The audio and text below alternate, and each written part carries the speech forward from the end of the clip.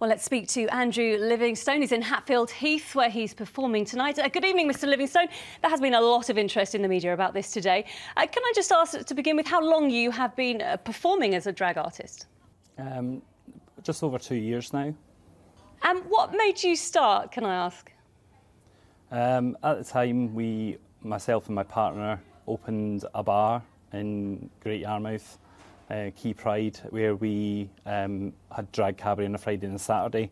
So as part of that, I started to host as a drag queen as part of the regular Friday, Saturday night routine. When you decided to go for this job as a head teacher, were they fully aware that you were doing this as well? That's right, yeah. I had a discussion with my current employer in July before I started, and we agreed some social media boundaries regarding the Act, but they're fully aware of the Act. Right, because I have to say that when we were choosing clips of your act to put on our programme this evening, we had to be very careful. Much of it was pretty X-rated. Do you think that your act sits well with your day job as a head teacher? I think it's two separate things, totally. The act I perform is obviously an adults-only act and is booked as such, and that's very clear with any venues that book me. I perform to adult audiences, I don't perform to children. So in terms of that and sitting with a head teacher, it's like any private life of any teacher, you try and keep that as private as you can, and that's what I've done with that act until really this news story broke. But your act is on social media, and you must be telling your pupils all the time that what goes online stays online. You have to take responsibility for that. That's right, but it's about what precautions you can also take with that. Some of the content which has been raised in the last week is historic content as well when I wasn't working in education.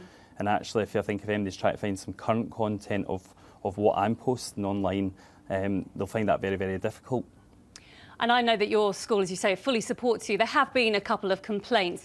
Can you understand why some parents might be a little bit concerned, and what would you say to them?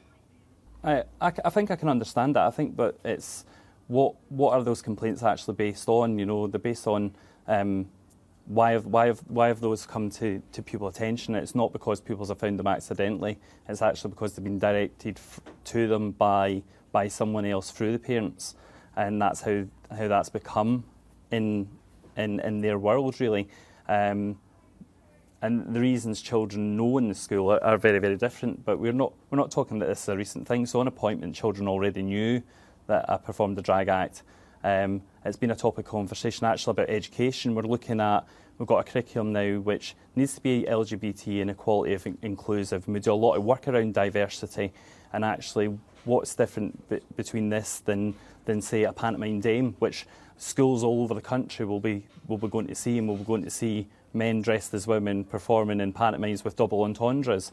So what's actually the real difference? So you feel in a way that your alter ego has actually helped you with the pupils. What has their reaction been like?